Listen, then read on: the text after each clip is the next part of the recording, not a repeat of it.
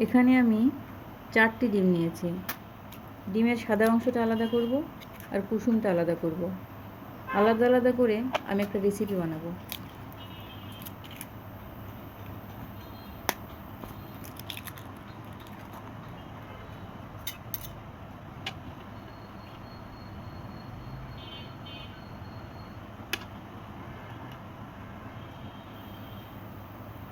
এই যে একটা কুসুম ফেটে গেল।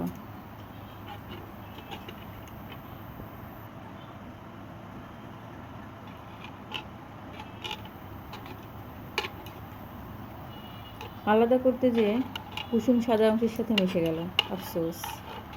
আরেকদিন ট্রাই করব।